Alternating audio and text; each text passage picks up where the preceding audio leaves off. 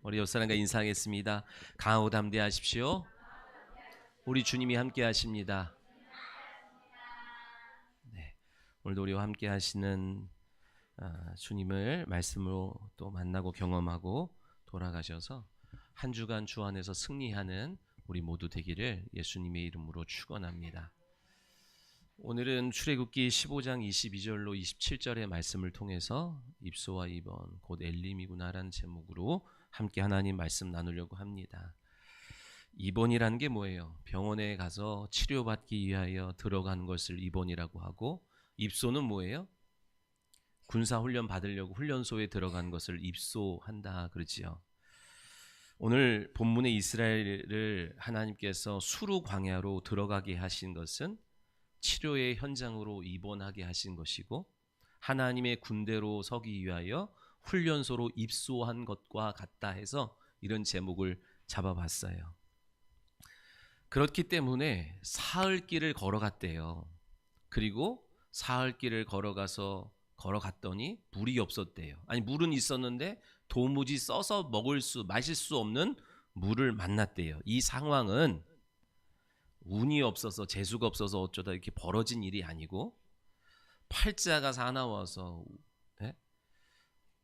운이 나빠서 이렇게 된 것 아니고, 어쩌다 보니까 인도자의 실수로 이렇게 온 것이 아니라는 거예요. 광야에 갇혀버린 것, 홍해 앞에 놓이게 된 것 모두가 그것이 그냥 이루어진 것이 아니라 예정된 훈련 과정이고 치료 과정이라고 하는 것을 오늘 우리에게 보여주고 있음을 믿으시기 바랍니다. 그러니까 하나님이 이 상황을 안다 모른다? 하나님이 이런 상황을 하나님 모르게 이런 상황이 벌어진 게 아니라는 거예요. 믿으시면 아멘. 오늘 우리도요, 하나님이 사도행전 7장 38절에 광야 교회라 그러지요. 구약의 이스라엘 백성들은 광야에 넣으시고 치료하셨어요. 구약의 이스라엘 백성들은 광야에 입소하고 입원시켜서 치료하시고 훈련시키셨던 것처럼 오늘 신약의 성도들은 어디에? 교회에 넣으셔서 그들이 받았던 치료, 그들이 받았던 훈련처럼 교회에 넣어 놓으시고 그곳에서 치료하시고 훈련하고 계신 줄 믿으시기 바랍니다. 이스라엘을 수르 광야에 넣었던 것처럼 저와 여러분을 사랑샘 교회로 부르셔서 뭐하라고? 치료하고 교정하고 훈련하라고, 훈련시키려고 부르신 줄 믿으시기 바랍니다. 그러니까 여러분, 우연은 없어요. 어쩌다 보니까 갈 곳 없어서 여기 여러분 온 게 아니라, 길을 못 찾아서 어떻게 하다 보니까 여기에서 우리가 마주한 것이 아니라, 하나님이 저와 여러분을 고치고 저와 여러분을 하나님의 거룩한 일을 감당할 헌신자로, 군사로 세워가기 위하여 돌고 돌았을지 모르지만 결국 이 자리에서 우리를 만나게 하신 줄 믿으시기 바랍니다. 이 하나님의 인도하시는 섭리를 믿어야 돼요. 이거를 믿지 못하니까 이스라엘 백성들이 원망하고 불평했던 것처럼, 그거 모르면 계속 여기서 우리 뭐해요? 원망한다고요. 아우, 저 사람만 없었으면 좋겠고, 아우, 왜 목사님은 저러지? 계속 원망 불평하며 하나님이 주신 기회를 놓치게 된다는 사실을 잊지 않길 바랍니다. 고린도전서 10장 11절에 잘 알잖아요. 이스라엘 백성들에게 일어난 일, 이 구약의 출애굽부터 시작해서 광야의 여정, 이 모든 일어난 일을 기록한 이유가 뭐냐? 우리에게 본보기가 되고 말세를 만난 성도를 깨우치기 위함이다 라고 말씀하셨죠? 오늘 우리가 출애굽 이스라엘의 모든 여정을 보면서 그들이 우리를 위하여 본보기가 되어졌고, 말세를 살아가는 우리에게 깨달음을 주기 위하여 그들의 삶을 하나님이 사용하셨다고 하는데, 그들이 걸어갔던 길을 우리가 답습하면 돼야 안 돼요? 안 되죠. 아멘? 아유, 얘네들은 어떻게 이렇게 불평하고 원망하냐? 하나님이 이 놀라운 일을 행하셨는데 내가 그러고 있다 얘기예요. 내가 도무지 이해 안 되죠. 10가지 재앙을 받고 홍해를 건넜고 만나와 메추라기와 불기둥과 구름기둥으로 인도받았는데 왜 저러지? 도무지 이해 안 되죠. 믿음 있는 사람이 볼 때는요, 여러분, 똑같아 보이는 거예요. 그때나 지금이나 똑같구나 이렇게 보이는 거예요. 그러니까 여러분, 그 길을 답습하지 않기 위하여 깨어있는 성도 되시기를 소원합니다. 기억해야 돼요. 뭐를? 하나님이 우리를 이곳으로 인도하신 이유는 뭐 때문에? 치료하려고. 뭐 때문에? 훈련하려고. 그러니까 여러분, 이 말씀을 받아들이려면 내가 병들었다는 사실을 인정하지 않으면, 강도 만나서 다 빼앗기고 병들었어요, 곧 죽게 되었어요. 겉사람은 다 멀쩡하잖아요. 겉사람은 다 이쁘잖아요. 네? 많이 배웠잖아요. 그런데 속사람이 병들었다는 사실을 스스로 인정하지 않으면 병든 우리를 고치시기 위하여 의원으로 오신 예수님을 못 만난다 얘기예요. 내가 병들었다는 얘기는 죄인이라는 거예요. 내가 죄인이라는 것을 인정하지 아니하면 죄인을 구원하러 오신 예수님을 못 만난다 얘기예요. 여러분, 다 우리 멀쩡한 척 하잖아요. 아무 일 없는 척 하잖아요. 행복한 척 하잖아요. 그런데 속은 그렇지 않잖아요. 그래요. 사람한테 그거를 오프다라는 얘기가 아니라 하나님 앞에는 우리가 그것을 정직하게 인정하고 나와야 돼요. 하나님, 치료해 주기를 위하여, 내가 내 백성을 위험한 지경과 질병에서 건지기 위하여 내가 말씀을 보내겠다고 하셨고, 그 말씀이 육신되어 우리 가운데 오신 분이 예수님인 줄 믿으시기 바랍니다. 오늘 우리 마음을 고쳐야 돼요. 심령을 새롭게 해야 돼요. 이만하면 괜찮지? 그건 내 생각이에요. 오늘 저와 여러분의 심령이, 마음이, 육체가 고침받기를 소원합니다. 하나님이 이스라엘 백성들을 애굽에서 건져내신 이유, 빠져나오게 하신 이유, 우리를 세상과 세상 신으로부터 우리를 건져내신 이유가 뭐예요? 지옥 갈까봐 걱정돼서가 아니라 하나님을 예배하는 자로 그들을 보내라, 그들이 사흘 길진 가서 나를 예배하리라 하셨죠? 예배하는 자로, 열방의 하나님을 증거하는 자로 세우기 위하여 이스라엘 백성들을 애굽에서 빼나오셨고, 오늘 우리를 세상과 사주팔자 운명의 굴레에서 우리를 건지신 줄 믿습니다. 근데 그렇게 우리가 이스라엘 백성들이 빠져나온 것처럼 우리가 빠져나왔는데 예배할 실력이 되냐고요? 하나님을 증거하고 나타낼 상태냐고요? 그렇지 못해요. 염려, 근심, 걱정, 두려움, 끊임없이 밀려오는 욕심 앞에서 하나님을 예배할, 하나님을 인정하고 하나님을 증거할 실력과 능력이 재간이 없어요. 세상이 조금만 뭐라 그러면 교회 나오는 것을 두려워하고, 조금 내가 뭔가를 경제적으로 잃어버릴까, 놓칠까, 손해볼까 해서 하나님을 예배하는 것을 등한시하고, 하나님을 믿는다는 그리스도인의 신분을 숨기는 일이 우리가 얼마나 많아요. 책망하는 게 아니에요. 여러분, 원망불평은요, 병이에요. 병. 영적인 병이에요.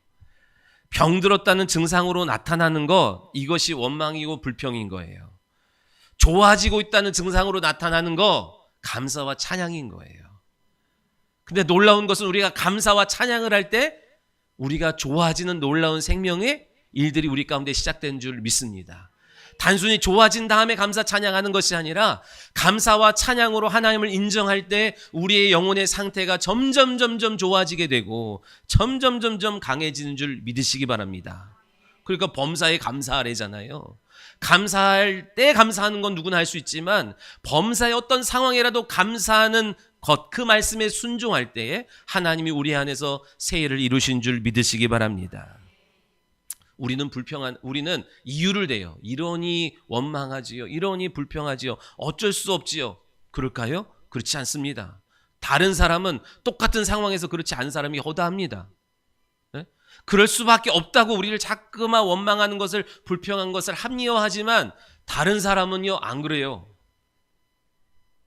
다른 사람 같으면 이 상황에서 안 그렇다니까요. 부부싸움 왜 해요? 얘는 목사님 남편이 이러니까 그러고 아내가 이러니까 그러죠. 다른 사람이 남편이었으면, 다른 사람이 아내였으면 안 그랬을 수 있어요.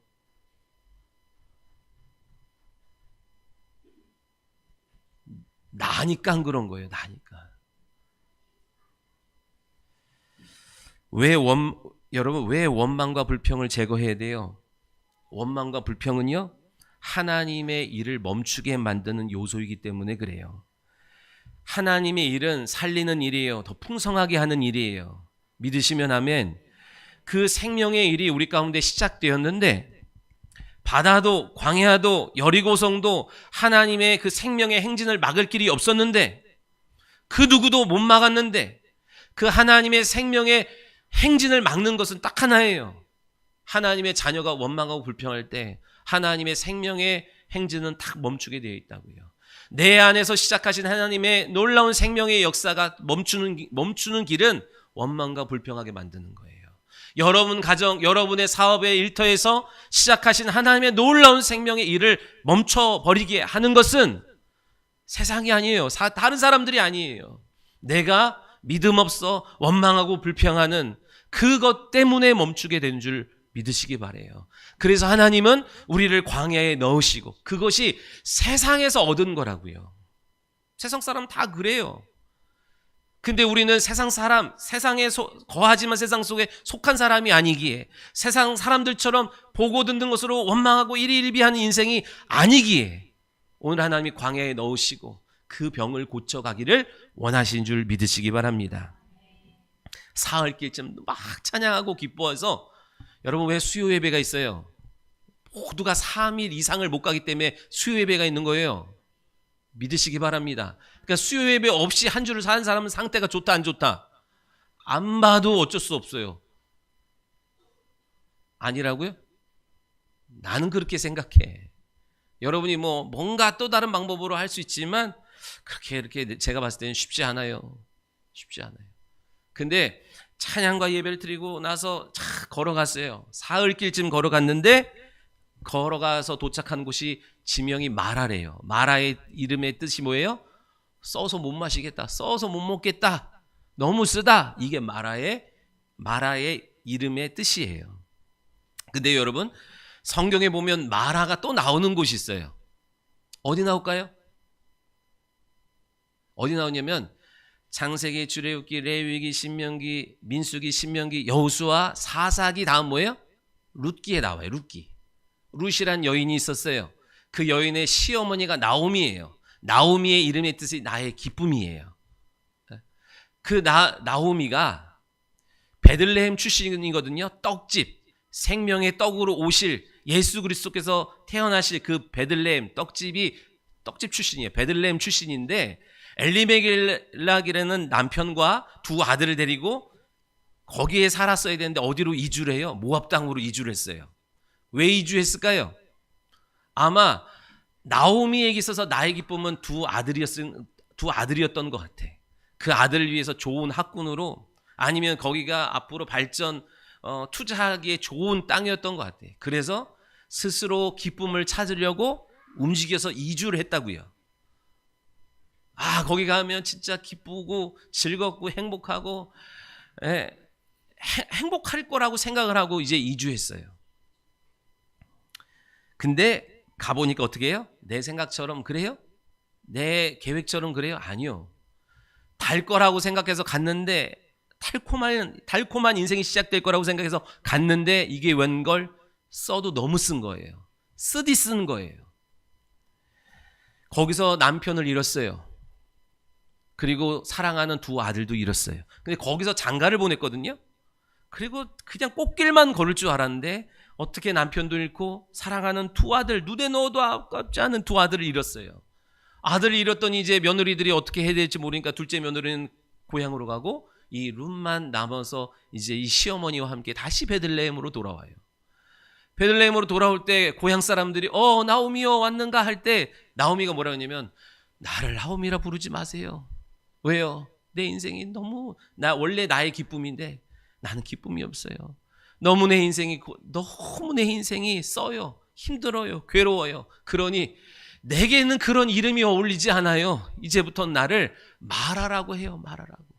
내 인생이 너무나 지독하게 쓰고 괴로운 인생을 맞았어요. 그러는 거예요. 여러분, 모든 인생은 마라예요. 독할 정도로 쓰디 쓴 인생이 다 마라예요.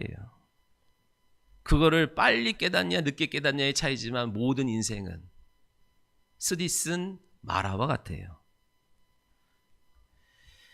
그런데 그렇게 독할 정도로 쓰디 쓴 인생의 누가 십자가에 달리신 예수 그리스도께서 들어오시니까 단물로 바뀌었다 이 얘기예요. 룻기의 이야기가 그 얘기고 오늘 이야기도 그런 이야기예요. 25절에 여호와께 부르짖었더니 뭐예요? 한 나무를 가져다가 그 쓴물을 내는 그 샘에다 던져라. 던졌더니 쓴물이 단물로 바뀌었대요. 그 나무가 상징하는 게 뭐예요? 예수 그리스도께서 짊어지신 십자가를 의미하죠. 믿으시면 아멘. 여러분, 예수를 모르고 예수 없었던 지난날이 내 인생은 마라예요. 지독하게 쓰고 괴로운 인생이에요. 그걸 뒤늦게 깨달은 사람이고 일찍 깨달은 사람일 뿐인 거예요. 부모를 잘못 만나서 쓰지, 내가 좋은 대학을 못 나서 쓰지, 내가 이렇게 생겨먹어서 쓰지 라고 생각해서 어떻게든 이것을 가리고 어떻게든 이것을 다른 것으로 모면하면 내 인생이 더 이상 이렇게 쓰지 않을 거라고 생각해서 부지런히 애썼지만 결국엔 써. 내 안에서 태어나서 사랑받고 있는 자녀들도요, 어느 순간 그 안에서 쓰디쓴 물이 올라오게 되는 것을 맛보게 될 줄 믿으시기 바랍니다. 이스라엘 백성들이요, 조금만 더 가면 저기 물이 있대, 마라가 있대, 거기 가면 숨 좀 돌릴 수 있을 거야, 조금 더 좀 버텨보자, 견뎌보자 해서 갔어요. 우리도 똑같은 거예요.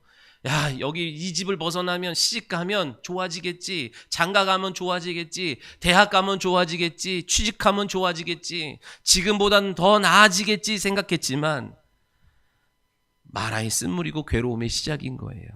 하나님 없는 인생은 누구나 예외 없이 마라고, 하나님 없는 곳은 어디나 마라예요. 아무리 치장하고 포장하고 겉에다 꿀을 발라 놓더라도 가보면 살아보면 겪어보면 다 쓴물인 거예요. 저 사람이랑 살면 엄청 달콤할 줄 알았어. 가봐요. 예수 없는 곳은요, 진리가 없는 곳은요, 결국 쓴물일 수밖에 없는 거예요. 내가 느끼는 그 사람이나 그 사람이 느끼는 나나 똑같은 거예요. 멀리서 볼 때는 오아시스요, 파라다이스요, 쉴만한 물가 같았으나 근데 정작 와보니까, 만나보니까, 마셔보니까, 살아보니까, 알고 보니까 너무 쓴 거예요. 단물일 줄 알고 선택했던 내 선택을 막 원망하고 불평하면서 다른 길을 찾아보려고 하지만 여러분, 그거나 다 똑같아요. 이건 여러분 공식으로 영혼에 새겨야 돼. 예수 없는 곳은 누구나 예외 없이 다 쓴물이고, 하나님의 복음이 없는 그 현장은 어디나 쓴물일 수밖에 없어요. 어디로 피하나 다 쓴물일 수밖에 없는 것이 이 땅의 형편인 것을 기억해야 돼요. 그런 죄인을 치유하러 예수님이 오신 줄 믿으시기 바랍니다. 마실 수 없는 쓴물이에요. 도무지 마실 수 없는 쓴물이었는데 한 나무를 넣었더니 단물로 변했대요. 이건 뭐예요? 우리를 구원하러 오실 예수 그리스도를 상징하고 있는 거예요. 우리를 구원하러 오신 그 예수 그리스도를 상징하는 거예요. 너무너무 쓴물로 괴로워하던 내게 너무 인생이 쓰다, 달콤한 줄 알고 막 30년, 40년, 50년 산 사람이 있어요. 근데 여러분 감사해야 돼요. 뒤늦게라도 내 인생이 죄인으로 인하여 쓰다는 것을 깨달은 건 복이에요. 그래야만 하나님을 온전히 만날 수 있기 때문에 그래요. 그렇게 쓰디쓴 인생을 살아가는 내게 어떤 한 사람이 내 샘에다가 나무를 던진 거예요. 예수 그리스도의 복음을 던진 거예요. 그래서 쓴물이 변화되어 단물이 된 거예요. 생명의 은인이죠. 여러분, 우리가 다음 주에 생명 축제를 하는 거잖아요. 행복 나눔 축제 하는 거잖아요. 우리도요, 쓴물밖에 올라오지 아니하는 시궁창 같은 옷, 심령을 갖고 살아갈 수밖에 없는 그들에게 우리도 한 나무를 던져야 되는 사명이 있는 줄 믿으시기 바랍니다. 부모가 던졌던, 친구가 던졌던, 이웃이 던졌던 내 쓴물만밖에 올라오지 아니하는 내 인생에 예수 그리스도를 던져줬기 때문에 내가 기쁨의 삶을 회복할 수 있었던 것처럼, 여러분 주변에 다 속고 살든지 포장하고 살든지 둘 중에 하나예요. 절대적으로. 그것이 틀리면은 말씀이 틀린 거예요. 우리 주변에 여러분의 남편이든 형제든 부모든 자식이든 이웃이든 삐까뻔쩍하게 치장하고 행복하게 SNS에다 뭘 올리고 뭐 해도 그 속은 쓴물밖에 올라올 수밖에 없는 형편이라고 성경은 우리에게 말씀하세요. 가끔 이렇게 SNS를 보면 나보다 너무 행복한 것 같아서 뭘 전하기가 주저주저해. 그러나 여러분 속지 마십시오. 그렇지 않아요. 우리는 어찌됐든 그 샘에다가 계속 한 나무를 던져야만 하는 사명 있는 성도인 줄 믿으시기 바랍니다. 훗날 여러분한테 감사하다 그럴 거예요. 고맙다 그럴 거예요. 내가 그렇게 싫다고 했는데 내 셈에다 그 나무를 던져주어서 내가 슬픔이 괴로움이 변하여 기쁨이 되었다. 쓴물이 변하여 단물이 되었다. 참 고맙다고 할 날이 와요. 비록 사람이 그렇게 안 한다 할지라도 하나님께서 우리를 그렇게 칭찬하실 줄 믿으시기 바랍니다. 요한복음 2장에 보면 가나안 혼인잔치가 나오잖아요. 잔치는 혼인잔치는 최고의 잔치죠. 근데 거기에 그 잔치의 기쁨을 내기 위하여 필요한 것이 포도주잖아요. 근데 포도주가 떨어졌대. 네? 그때 어떻게 해요? 마실 수 없는, 석회질이 많아서 마실 수 없는 물을, 손이나 발 닦는 물을 가져다가 갖다 주래요. 그 마실 수 없는 물을 순종하여 갖다 줄 때 최고급의 포도주가 되어서 최고의 잔치의 기쁨을, 흥을 주게 되었지요. 그렇죠? 마실 수 없는 물이 최고의 기쁨이 되는 포도주가 되었어요. 요한복음 19장에 보면요, 십자가에 달리신 예수님 앞에 뭘 줘요? 신포도주를 줘요. 근데 예수님이 그렇죠. 예수께서 신포도주를 받으신 후에 이르시되 다 이루었다 하시고 머리 숙여 영혼이 떠났다 그럽니다. 신포도주가 뭐예요? 철이 지나서 도저히 먹을 수 없는, 쓰고 쉬어가지고 도저히 먹을 수 없는 신포도주는 죄인된 우리를 상징하는 거예요. 하나님이요 우리를 창조하신 것은요 어린 양의 혼인잔치, 이 잔치의 기쁨이 되는 존재로 우리를 창조하시고 불러주셨는데 우리가 죄인으로 말미암아 누구도 마실 수 없고 누구도 받아들일 수 없는 쓰디쓴 철진한 포도주가 되었다고요. 그걸 누가 받아들이셨어요? 예수 그리스도께서 받아들이신 거예요. 당신이 담당하신 거예요.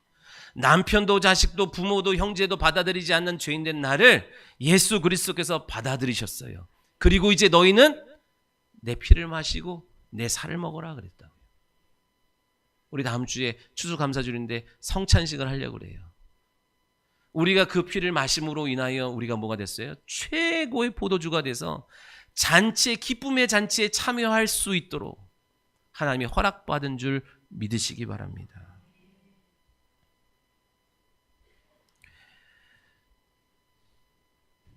셈이라고 하는 것, 여러분 셈이 우리 안에 이제 그 셈에 마라라고 하는 셈에 나무를 던지잖아요. 여러분 이 셈이라는 히브리 단어와 우리 눈이라는 이 히브리 단어가 같은 단어를 써요. 아인이라고. 셈에서 솟아나잖아요. 눈에서도 솟아난대. 어떤 칼럼에서 보니까 우리가 바라보는 것을 통하여 우리 속에서 솟아나는 것이 결정된대요. 네? 여러분이 뭘 바라보냐에 따라서 여러분의 속에서 계속 솟아나는 게 달라지는 거예요. 그죠? 그러니까 이스라엘 백성들이 지금 마라에 왔어요. 쓴물을 바라봐요. 물이 없는 환경과 형편을 바라봐요. 그랬더니 뭐가 막 올라와요? 원망이 올라오고 불평이 올라와요. 그죠? 근데 모세는 뭐예요? 그러면서 모세한테 시비를 걸어. 모세가 뭔 잘못이요? 그러면 시시비비를 가리자. 야, 내가 인도했냐? 하나님 인도했지. 뭐 그럴 수 있지만 모세는 인간은 원래 저렇기 때문에 그들과 시시비비를 가리지 않아. 그래서 어떻게 해요? 하나님 바라보지요. 하나님 바라보니까 뭐가 솟아올라요? 기도가 솟아올라요. 하나님 어떻게 해요? 부르짖기 시작해요. 그래서 여러분 모세가 하나님을 바라봐요. 사람 바라보지 않고 환경 바라보지 않고, 환경은 어려워. 사람은 어쩔 수가 없어. 그래서 하나님 바라보니까 하나님 앞에 부르짖게 되는 일들이 시작돼요. 그러니까 하나님이 부르짖으니까, 구하니까, 구하면 응답하시는 분인 줄 믿으시기 바래요. 야고보서 1장 5절에 지혜가 부족하냐? 그렇다면 후히 주시고 꾸짖지 아니하시는 하나님 앞에 지혜를 구해라 그랬다고요. 지혜가 뭐예요? 일 처리할 수 있는 방법이 지혜인 거예요. 네? 문제 해결할 수 있는 길이 지혜인 거예요. 이 문제를 어떻게 해결하지? 이 문제를 어떻게 감당하지? 어떻게 처리하지? 도무지 머리가 아무리 굴려도 안 돼. 그게 복이에요. 막 머리 굴리는데 생각이 나. 그러면 또 여러분 그거 하면서 세월을 허비해. 근데 하나님이 이거 안 되는 이 상황 속에서 지혜를 구할 때, 야, 너는 왜 이렇게 지혜가 없냐? 하지 아니하시고 꾸짖지 아니하시고 피할 길을 내고 감당할 지혜를 주신대요. 그래서 주신 게 뭐예요? 한 나무를 던져라. 그러면 물이 바뀔 거다 그러잖아요. 이것이 여러분 비현실적인 얘기예요. 비과학적인 얘기예요. 오늘날 살아가는 사람들의 특징이 뭐예요? 합리적이냐 과학적이냐 현실적이냐 따지고 한다고요. 그래서 못하는 거예요. 석회질이 가득한 물을 떠다가 주래요. 하인한테. 이거 갖다 줬다 뺨 맞으면 어떡해요? 못하는 사람이 있지만 순종하여 하는 사람이 있다고요. 그랬더니 쓴물이 단물로 바뀌는 놀라운 일을 보게 되는 거예요. 던지라는 게 뭐예요? 던지라는 게 내가 달려서 죽었어야 될 그 십자가에 달리신 예수 그리스도를 의미한다 그랬죠.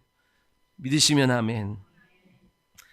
여러분, 나오미의 인생이 그렇게 기쁨을 찾았으나 괴로움으로 끝났어요? 룻기서를 읽어보면 나오지요.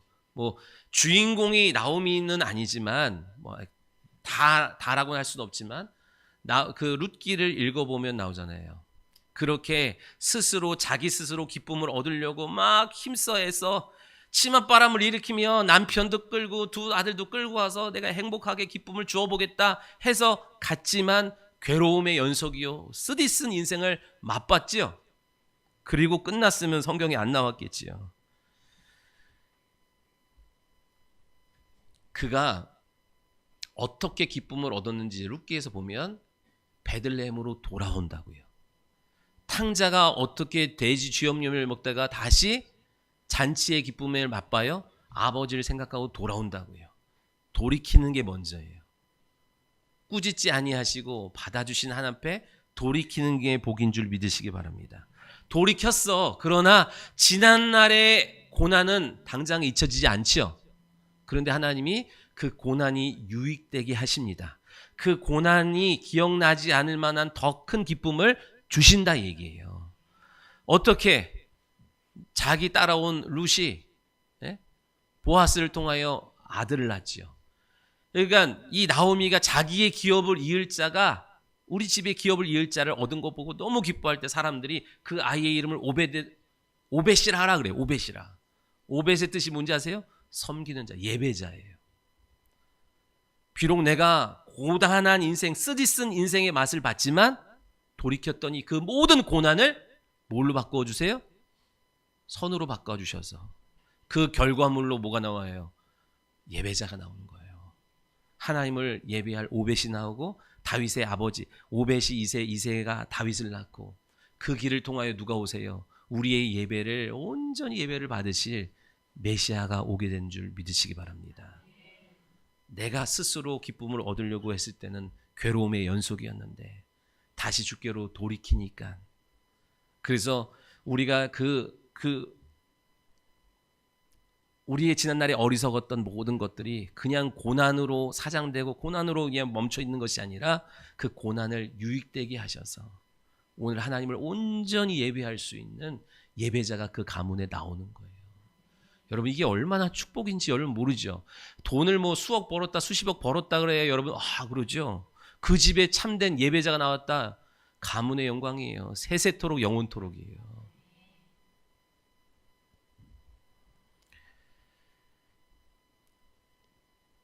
27절에 보니까요. 엘림에 이르니 거기에 물샘 12과 종려나무 70그루가 있었대요. 마라에서 엘림까지가 얼마냐면 11km거든요. 반나절이면 걸어가는 거예요. 반나절만 더 갔으면 거기에 풍성한 물이 있고 쉴 만한 장소가 있었어요. 알았을까요? 몰랐을까요? 몰랐으니까. 네? 앞에 뭐가 준비된지 몰랐으니까 오늘 없는 거에 원망하고 불평했겠지요. 알았으면 그렇게 했겠어요? 그렇죠? 여러분 기억해야 돼요. 원망할 만한 상황이 내 안에서 원망이 솟아나오고 내가 원한 대로 안 돼서 원망하고 싶은 마음이 딱 들 때 기억하셔야 돼요. 뭐를? 곧 엘림이구나. 곧 엘림이다. 네? 항상 제가 봤을 때 이거는 거의 원리예요. 원리. 좋은 거 앞에 두고 항상 앞에 고전에 마라가 있어요. 우리를 원망하고 불평하게 해가지고 하나님이 주시고자 하는 것을 온전히 받아 누리지 못하게 만드는 원수마귀의 시험거리가 있다고요. 그러니까 여러분 누가 나를 자꾸만 원망하게 하고 누가 나를 혈기를 건드리고 누가 나를 자꾸만 막 힘들게 하잖아요. 속으로 외쳐야 돼. 곧 엘림인가 보다. 에? 여보, 곧 엘림인가 봐. 에? 얘들아, 곧 엘림인가 봐. 그러지 않고서야 이것들이 나를 지금 이렇게 열받게 흥분하게 하겠어. 진짜 그렇습니다. 복을 얻기 전에 반드시 복 받을 테스트가 들어갈 뿐만 아니라 그 복 받지 못하도록 원수마귀가 온갖 방법으로 뒤흔들어 놔서 감정과 생각을 흔들어 놔서 입술로 쏟아놓게 만들어요. 잊지 마세요. 12샘과 70종려나무는요 12지파와 70장로를 상징해요. 여러분 생각해 보세요. 샘이 갔는데 8개밖에 없었어. 아니 10개밖에 없었어. 그러면은 12지파인데 하나씩 돌아가면 되는데 누구는 한 샘을 주고 어느 지파는 한 샘을 나눴어. 싸우겠죠. 13개였다, 15개였다고 봐요. 누구는 하나 하고 누구는 2개 하고 싸웠겠죠. 12샘이 준비됐다는 건 정확하게 필요한 만큼 준비해 놨다 얘기예요. 오늘 우리가 그 사실을 믿어야 돼요. 근데 우리가 11km 앞, 그 반나절 앞을 못 봐가지고 오늘 여기서 하나님 앞에 하나님을 두려워하지도 않고 막 내뱉는 거예요. 여러분 진짜 복 있는 사람은 그냥 침묵하는 게 제일 나아요. 그 입 다물라 그러고 있는 게 제일 나아. 쏟아 놓으면 쥐어 담기가 어렵습니다. 그죠? 사랑하는 성도 여러분, 곧 엘림이요. 여러분의 사업의 곧 엘림이요. 여러분의 인생의 곧 엘림이요. 그래서 지금 말한 거예요. 쓴 거예요. 어려운 거예요. 이때 여러분 흔들리지 않길 바랍니다. 앞에 좋은 것이 준비되었다는 사실을 믿고 하나님이 지금 우리를 수루 광야로 사랑샘 교회로 부르신 것은 어쩌다 보니까 돌고 돌다가 여기에 탁 할 데가 없어서 온 게 아니라 내가 너를 치유할 거고 내가 너를 훈련해서 내가 사용하는 내 손에 붙들려서 쓰임받는 거룩한 일꾼으로 영광의 자리에 참여할 수 있는 자격을 주기 위하여 내가 오늘 너를 불렀어. 내 인생 여러분 스스로 즐거움과 기쁨을 맛보려고 찾았더니 말하였지만 돌이켰더니 주께서 우리를 거룩하게 새롭게 단물로 바꾸어 주시는 것 믿고 여러분 원망하지 말고 염려하지 말고 두려워하지 말고 흔들릴 때마다 스스로에게 곧 엘림인가 보다. 힘들 때마다 남편에게 여보 곧 엘림인가 보다. 우리 서로 격려하면서 끝까지 나아가는 저와 여러분 되시기를 예수님의 이름으로 축원합니다. 기도하겠습니다. 살아계신 하나님 감사합니다.